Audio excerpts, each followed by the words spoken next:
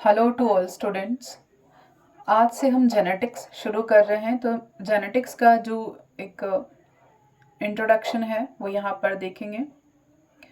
सबसे पहले जो विज्ञान है उस विज्ञान की शाखा जिसके अंतर्गत हम माता पिता से संतानों में स्थानांतरित होने वाले लक्षणों का या संचारण होने वाले लक्षणों का अध्ययन किया जाता है या संचारण का अध्ययन किया जाता है, उन्हें हम कहते हैं आनुवांशिकी। तो आनुवांशिकी का जो क्षेत्र है उसमें सबसे पहले सफल प्रयोग और वंशागति के नियमों का प्रतिपादन ये तो किया था ऑस्ट्रिया के पादरी जो हैं वो जॉन मेंडल ने किया था। उनका जीवन काल 1822 से 1884 तक का रहा और इसी कारण उन्हें आनुवांशिकी का जनक कहा, यानी फादर ऑफ जेनेटिक्स कहा। तो जेनेटिक्स शब्द है उसका सबसे सर्वप्रथम प्रयोग तो किया था, वर्ड को जो यूज़ किया था वो बैटसन ने किया था 1906 में। उसके बाद ग्रीक भाषा का जो शब्द है जीन, उसी से ये व्युत्पन्न हुआ है और इसका अर्थ होता है वृद्धि करना, टू ग्रो। तो मेंडल के पहले भी कुछ वैज्ञानिक रहे थे जिन्होंने इस आनुवांशिकी के ऊपर कुछ प्रयोग करने की कोशिश की थी या किए थे, जैसे कि जे कॉलरयूटर हैं, गार्टनर हैं, नॉर्डिन हैं। इन्होंने क्या किया था, तंबाकू और अन्य पौधे पर भी प्रयोग करके देखा था और सबसे महत्वपूर्ण जो प्रयोग था वो लंबे और बौने पौधे के मध्य संकरण कराना था।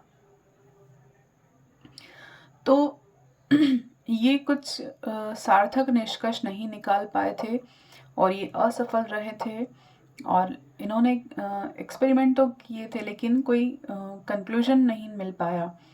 तो जिसका कारण था कि इन्होंने अपने प्रयोगों में क्या किया, प्रत्येक पौधों को एक इकाई माना, प्लांट को यूनिट मानकर वो एक्सपेरिमेंट कर रहे थे। दूसरा, उन्होंने अपने प्रयोगों का सही अभिलेख नहीं रखा, यानी कि कोई डेटा कलेक्ट नहीं किए थे, सिर्फ प्रयोग करते गए लेकिन उनका डेटा एनालिसिस नहीं किया। फिर इनमें आंकड़ों को बारीकी और सही ढंग से समझने की योग्यता और सहनशीलता का अभाव था। यानी जो भी डेटा आ रहे थे या जो भी उन्हें कंक्लूजन अगर मिल भी रहा था तो उन्होंने अच्छे से लिस्ट आउट नहीं किया और सही ढंग से व्यवस्थित नहीं रखा, न ही उन्हें अच्छे से समझ पाए और उनमें इतना पेशेंस नहीं रहा। तो कुछ असफलताएं रही होंगी जिसके कारण ये सफल न ही हो पाए। उनके बाद आए मेंडल। तो मेंडल ने क्या किया, मेंडल के कार्य जो है वो उद्यान मटर को चुनना, यानी सबसे पहले उन्होंने क्या किया था, उद्यान मटर यानी पाइसम सटाइवम जो है वो उस पर उसको सेलेक्ट किया था और 1856 से लेकर 1863 तक उन्होंने मटर पर एक्सपेरिमेंट किए। तो उन्होंने क्या रखा था, उपविपर्यास यानी कॉन्ट्रास्टिंग जो कैरेक्टर होते हैं उन्हें सेलेक्ट किया और उन्होंने केवल 7 कैरेक्टर्स लिए और उन पर आनुवांशिक प्रयोग किए, यानी कि 7 विपर्यासी लक्षणों का चयन किया। अगर पैरिंग में देखें तो हम टोटल उनके 14 कैरेक्टर थे प्लांट्स के। और उन्होंने क्या किया, एक समय पर केवल एक ही लक्षण की वंशागति का अध्ययन किया। तो हम यहाँ देखते हैं कि मेंडल की सफलता के कारण क्या क्या रहे थे। तो मेंडल की सफलता के कारण सबसे पहले कि मेंडल की अध्ययन की विधि यानी study methods of Mendel. Mendel ने अपने जो पूर्व वैज्ञानिक थे जिनके द्वारा कुछ प्रयोग किए गए और उनकी असफलता रही, तो उन सारी असफलताओं के कारणों को पहले स्टडी किया, उन्हें अच्छे से ध्यान रखा और उसके बाद अपने जो प्रयोग किए उनको बहुत अच्छी तरह से प्लान करके कंप्लीट किया। यानी पुराने वैज्ञानिकों की कमियों को ध्यान में रखते हुए उन्होंने बहुत सावधानीपूर्वक अपना काम कंप्लीट किया। नेक्स्ट, इनका मेन रीज़न था कि एक समय में उन्होंने एक ही लक्षण को स्टडी करने के लिए सिलेक्ट किया था। फिर प्रयोगों का विस्तृत, समुचित और सही अभिलेख रखा ताकि F3 पीढ़ियों तक उन्होंने स्टडी आराम से कर सकें। यानी कि सारे जो डेटा थे F1 पीढ़ी, F2 पीढ़ी, सबको बहुत अच्छी तरह से उन्होंने सारे डेटा को प्रॉपर अरेंज किया था और सबको सही तरीके से उनका अभिलेख रखा था। नेक्स्ट, मेंडल ने अपने प्रयोगों के लिए ऐसे पौधे चयन किए जो कि आनुवंशिक रूप से शुद्ध थे, यानी कि सारे प्योर कैरेक्टर लिए और शुद्धता की जांच भी की, उनमें स्वपरागण कराकर उनकी शुद्धता की जांच भी कर ली थी। नेक्स्ट, प्रयोगों या संकरण के लिए जनकों के रूप में ऐसे पौधे चयन किए जो स्पष्ट दिखाई देने वाले होते हैं और स्पष्ट दिखाई देने वाले विपर्यासी लक्षणों के लिए थे, यानी कि वो शुद्ध जो लक्षण थे उन्हीं को सेलेक्ट किया और हमेशा जो उन्होंने स्वस्थ और हेल्दी प्लांट्स को चुना था। नेक्स्ट, शुद्ध लक्षणों वाले पौधों को अलग अलग क्यारियों में उगाया ताकि पर परागण की संभावना से उन्हें दूर रखा जा सके। नेक्स्ट, मेंडल ने क्या किया कि मटर के पौधों को प्रयोग के लिए चुना। दूसरा, उनकी सफलता का रीज़न ये था कि उन्होंने मटर को सेलेक्ट किया। मेंडल की सफलता का प्रमुख कारण तो है कि मटर के पौधे का चयन करना। मटर का जो पौधा है वो एक वार्षिक पौधा है और इस कारण एक वर्ष में मटर की एक से अधिक फसलें उगाई जा सकती हैं। तो इसके साथ इसमें जो पुष्प होते हैं वो द्विलिंगी होते हैं, यानी मेल और फीमेल जो जननांग होते हैं एक ही पुष्प में पाए जाते हैं। इसमें परपरागण और इमस्कुलेशन या विपुंसन की क्रिया आसानी से हो सकती है।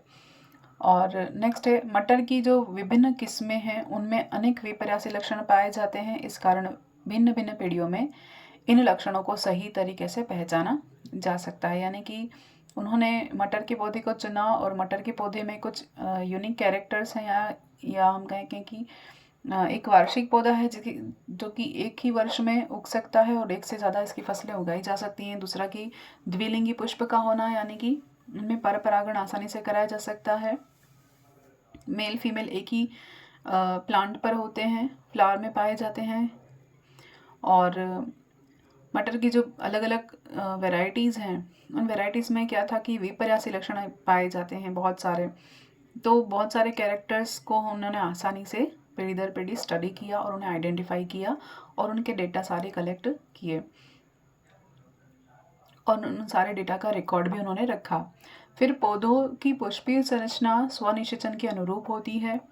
इस कारण मटर के जो पौधे समयुग्मजी होते हैं और इनमें आवश्यकता अनुसार पर परागण भी कराया जा सकता है, यानी कि स्वनिषेचन तो पाया जाता था लेकिन इनमें पर परागण भी कराया जा सका था विपुंसन या इमस्कुलेशन की क्रिया द्वारा।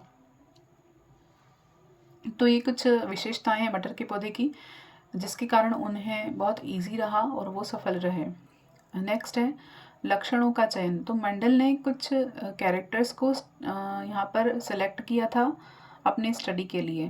तो 7 विपर्यासी लक्षण को चयन किया था जिनमें कुछ प्रभावी थे और कुछ अप्रभावी थे। तो वैसे अगर पेयरिंग के हिसाब से देखें तो 7 और इंडिविजुअल देखें तो टोटल 14 कैरेक्टर थे। पहला है तने की लंबाई या ऊंचाई। तो लंबापन जो है प्रभावी रहेगा और बोनापन जो अप्रभावी रहेगा। नेक्स्ट है पुष्पों की स्थिति। अक्षीय जो है प्रभावी स्थिति है और अंत्य जो है वो अप्रभावी स्थिति है। फली का रूप या आकार, जो फूली हुई संरचना है वो प्रभावी हो जाएगी और सिकुड़ी की संरचना वो अप्रभावी हो जाएगी। नेक्स्ट, फली का रंग। फली के रंग में हरा रंग तो प्रभावी है और पीला रंग अप्रभावी है। नेक्स्ट है बीज की आकृति। बीज की आकृति में जो गोल होती है वो तो प्रभावी है और झुर्रीदार बीज जो होते हैं वो अप्रभावी होते हैं। बीज का रंग, इनमें पीला रंग जो है वो प्रभावी रहेगा और हरा रंग अप्रभावी रहेगा। नेक्स्ट, फूल का रंग। फूल के रंग में बैंगनी रंग प्रभावी रहेगा और सफ़ेद रंग अप्रभावी रहेगा। तो ये जो कैरेक्टर थे ये इम्पॉर्टेंट है, एग्जाम में इसी से बेसिक से क्वेश्चन आ जाते हैं। नेक्स्ट, मेंडल का एक संकर संकरण का प्रयोग यानी मोनोहाइब्रिड क्रॉस एक्सपेरिमेंट। तो ये क्या है देखते हैं। मेंडल ने क्या किया था कि एक जीन या एक जोड़ी युग्म विकल्पी भाग लेते हों ऐसे संकरण या ऐसे कैरेक्टर को उन्होंने संकरण के लिए प्रयोग में लिया, यानी कि ऐसा क्रॉस जिसमें कि केवल एक जीन को ही शामिल किया जाए या उसी पर ही स्टडी की जाए या एक जोड़ी वाले या युग्म विकल्पी वालों पर वो स्टडी करें। तो ऐसे कैरेक्टर को लिया सिंगल, इसलिए उन्होंने क्या नाम दिया इसे, एक संकर संकरण या मोनोहाइब्रिड क्रॉस एक्सपेरिमेंट नाम दिया। तो उन्होंने क्या किया कि 2 समयुग्मजी पौधों का एक लंबा और एक बोना पौधा चयन किया, यानी कि दोनों कैसे थे, होमोजाइगस थे। एक प्योर लंबा पौधा लिया और एक बोना पौधा लिया और संकरण कराया। इन दोनों के बीच संकरण की क्रिया कराने के बाद उन्होंने क्या देखा कि इनसे जो बीज बने, उन बीजों को उगाने के बाद जो पौधे बने, यानी जो F1 पीढ़ी, उन्हें क्या बोला, F1 पीढ़ी कहा। तो ये जो F1 पीढ़ी के जो पौधे प्राप्त हुए वो सभी कैसे थे, वो सभी पौधे लंबे प्राप्त हुए। यानी कि उन्होंने दो समयुग्मजी लिए, एक तो प्रभावी समयुग्मजी और एक अप्रभावी समयुग्मजी। यहाँ पर लंबापन प्रभावी है और बोनापन अप्रभावी है, तो दोनों को उन्होंने सिलेक्ट किया, उन दोनों के बीच क्रॉस कराया। क्रॉस कराने के बाद जो बीज बने, वो बीजों से जो पौधे उगाए, उस पौधों को उन्होंने क्या नाम दिया, F1 जनरेशन या F1 फिलियल पीढ़ी या F1 कहा। और ये सारे पौधे कैसे प्राप्त हुए थे, लंबे प्राप्त हुए थे। तो मेंडल ने F1 पीढ़ी के जो पौधे थे, उन पौधों में क्या किया, स्वपरागण कराया, यानी F1 जनरेशन जो प्राप्त हुई उनमें वापस से क्या कराया, स्वपरागण या सेल्फिंग कराई। और उनसे जो बीज प्राप्त हुए, उन बीज से प्राप्त होने के बाद जो उन बीजों के अंकुरित होने से जो पौधे मिले, यानी F2 जनरेशन वाले जो पौधे मिले, F2 पीढ़ी कहा, वे सारे पौधे कैसे थे, सेम टाइप के नहीं थे। अब कुछ थे लंबे, कुछ थे बौने। तो इनका जो रेशो था वो क्या था, 3:1, यानी लंबे और बौनेपन का अनुपात कितना था, 3:1 था। तो 3:1 का मतलब क्या है, यहाँ पर देखते हैं, यानी कि 3 तो थे लंबे और 1 था बौना पौधा। मेंडल ने देखा कि F2 पीढ़ी के जो बौने पौधे थे, उसमें से केवल बौने पौधे विकसित हुए। यानी कि अगर F2 पीढ़ी जो प्राप्त हुई, उन बौने पौधों से अगर क्रॉस करा के नेक्स्ट जनरेशन यानी F3 जनरेशन अगर लेते हैं, तो उसमें से केवल बौने पौधे ही विकसित हुए। जबकि F2 पीढ़ी के लंबे पौधे से अगर क्रॉस कराकर नेक्स्ट जनरेशन प्राप्त की जाए, तो उनमें 1/3 पौधे तो विशुद्ध लंबे थे और बचे हुए 2/3 कैसे थे, 3:1 में लंबे थे। और बौने पौधे F3 पीढ़ी में बने, यानी 3 तो लंबे और 1 बौना पौधा। तो F3 जनरेशन की बात कर रहे हैं हम।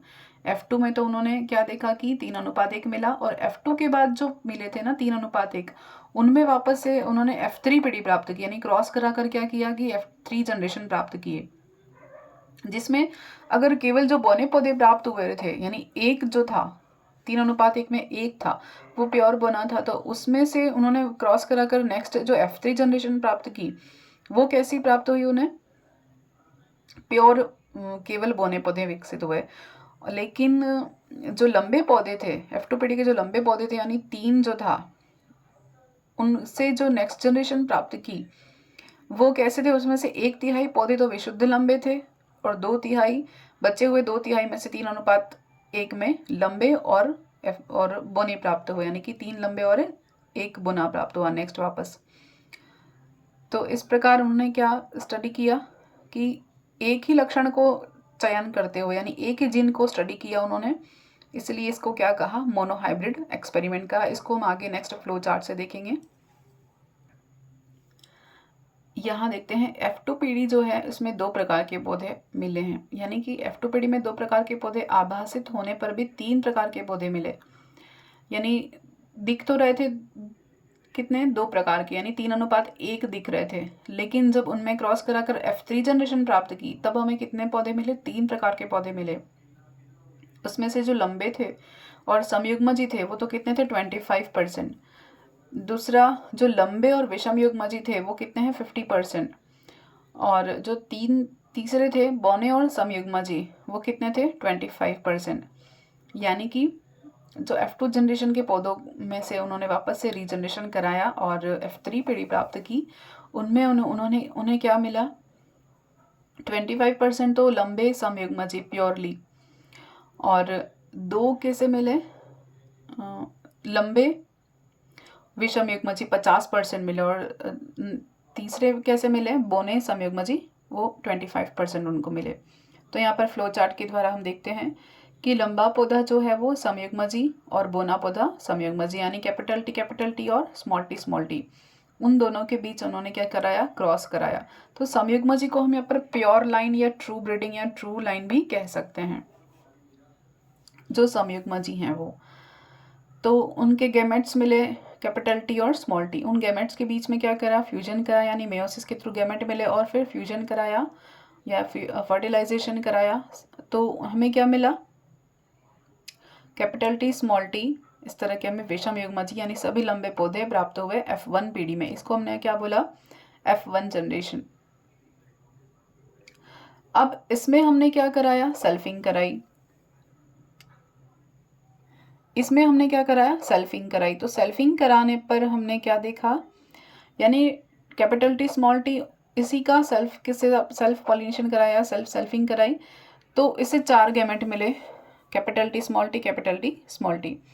अब हमने क्या किया, इसको क्रॉस कराया तो हमें किस तरह के पौधे मिले, एक तो समयुग्मजी लंबे, एक लंबे पौधे विषम युग्मजी यानी संकर, और एक मिला हमें बोना पौधा विषम युग्मजी, बोना पौधा समयुग्मजी, सॉरी बोना पौधा समयुग्मजी यानी प्योरली हम कह सकते हैं ये प्योर है, शुद्ध बोना। और हमें एक मिला, मतलब 2 जो मिले कैसे थे, विषम युग्मजी लंबे पौधे, यानी कि ये प्रभावी कैरेक्टर, इसको हम प्रभावी, आगे प्रभाविता का नियम पढ़ेंगे तब देखेंगे। तो मेंडल ने यहाँ पर क्या किया, एक संकर संकरण का प्रयोग करके देखा कि एक लक्षण को चयन करके हमने F2 पीढ़ी प्राप्त की। और F2 पीढ़ी में कैसे पौधे मिले, F1 पीढ़ी में जब सेल्फिंग कराई और F1 पीढ़ी से सेल्फिंग कराने के बाद जो F2 पीढ़ी मिली उसमें क्या देखा कि एक तो हमें समयुग्मजी मिले, एक प्योरली समयुग्मजी बोना मिला, और 2 कैसे मिले, लंबे पौधे विषम युग्मजी मिले।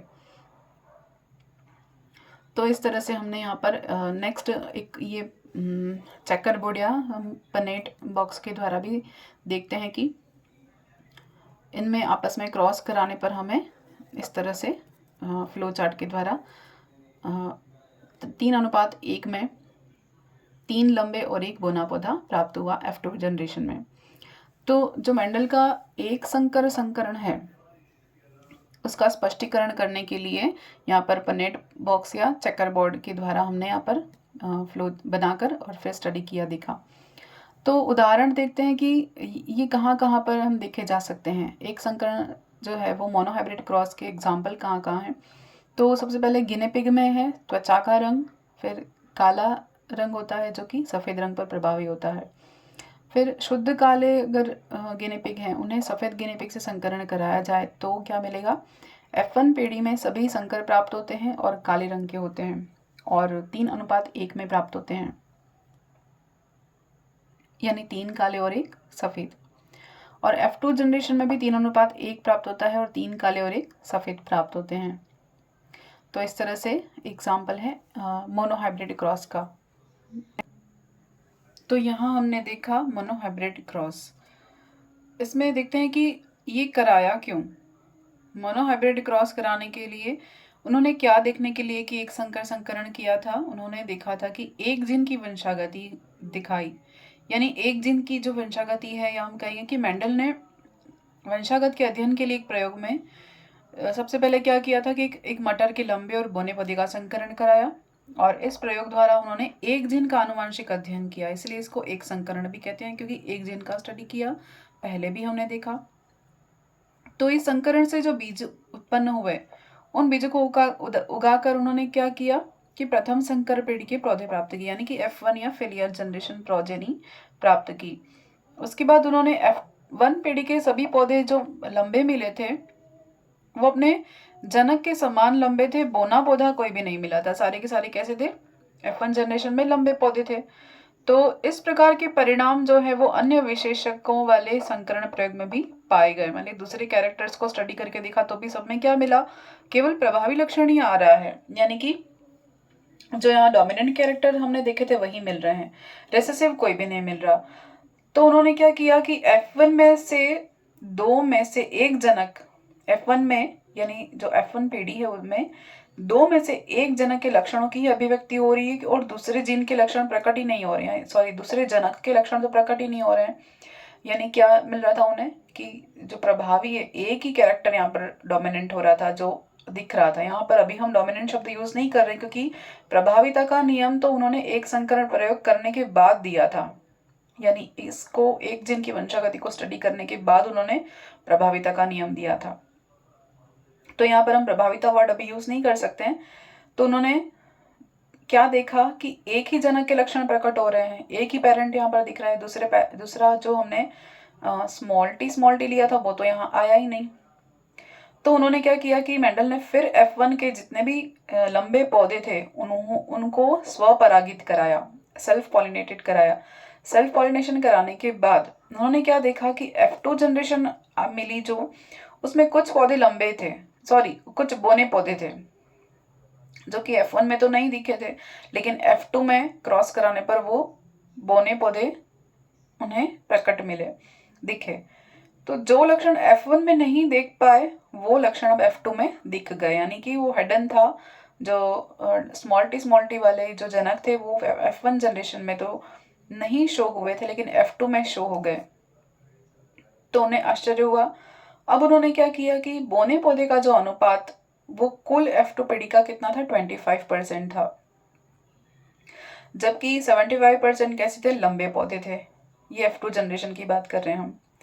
लंबे और बौनेपन के लक्षण जो हैं वो जनकों के समान ही थे और इनमें किसी प्रकार का सम्मिश्रण नहीं था, अर्थात यानी कि सभी या तो लंबे थे या बौने थे, यानी मध्य के कद के कोई भी नहीं थे, यानी मध्य का कोई कैरेक्टर यहाँ पर शो नहीं हो रहा था। या तो लंबे पौधे मिले या बौने पौधे मिले। तो अब उन्होंने दूसरे कैरेक्टर्स को भी स्टडी किया और देखा कि इसी प्रकार के जो परिणाम या रिजल्ट्स मिले वो F1 पीढ़ी में केवल एक ही जनकीय लक्षण प्रकट हुआ, और जबकि F1 पीढ़ी में तो दोनों कैरेक्टर मिले, यानी 3:1 मिला उन्हें। और जो विपरीत विशेषकों में दोनों F1 या F2 स्तर पर किसी प्रकार का सम्मिश्रण नजर नहीं आया, यानी कि क्या कह रहे हैं कि कोई ऐसा मध्य का कोई लक्षण प्रकट नहीं हुआ, या दोनों कैरेक्टर्स जो हैं लंबापन और बोनापन, ये इन दोनों का कोई मिक्सचर नहीं हुआ, यानी हम कहेंगे कि इन दोनों के मध्य का कोई कैरेक्टर नहीं है कि मध्य के कद का कोई पौधा मिल जाए, ऐसा कुछ नहीं हुआ। तो इन सारे रिजल्ट्स के आधार पर उन्होंने क्या देखा कि मेंडल ने प्रस्तावित किया कि कोई वस्तु है वो अपरिवर्तित रूप में जनक से संतति को युग्मकों के माध्यम से पीढ़ी दर पीढ़ी आगे ले जा रही है। यानी तब तक तो जीन का तो डिस्कवर या जीन वर्ड का डिस्कवर नहीं हो पाया था। तो उन्होंने उस चीज को क्या नाम दिया, वस्तु बोला, और उसको फैक्टर या कारक नाम दिया। कि उन्होंने ये देखा कि कोई ऐसा कारक, कोई ऐसी चीज है, कोई ऐसा फैक्टर है जो कि अपने पेरेंट से अपनी संतति में गैमेट्स के थ्रू इनहेरिट तो हो रहा है, अपनी आगे वाली जनरेशन में इनहेरिट हो रहा है, और जिसके कारण पेरेंट के कैरेक्टर बच्चों में या उनकी नेक्स्ट जनरेशन में शो हो रहे हैं। तो उन्होंने उसे कारक नाम दिया, जिसे हम अब जीन के रूप में जानते हैं। दूसरे शब्दों में हम कहें कि जीन जो है वो आनुवंशिकता की इकाई है। तब उन्होंने एक चीज को पकड़ लिया था कि कोई कारक हैं जो कि पेरेंट से बच्चों में इनहेरिट होते हैं। तो इसीलिए उन्होंने इस आधार पर फर्स्ट जो मोनोहाइब्रिड क्रॉस कराकर देखा और एक कारक किसी फैक्टर की उन्होंने डिस्कवरी की कि कुछ तो है जो पेरेंट्स से बच्चों में ट्रांसफर होता है या वंशानुगत होता है।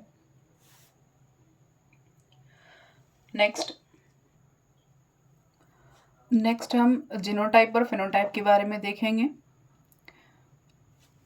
जीनोटाइप और फिनोटाइप, तो ये हम नेक्स्ट वीडियो में देखेंगे। Thank you.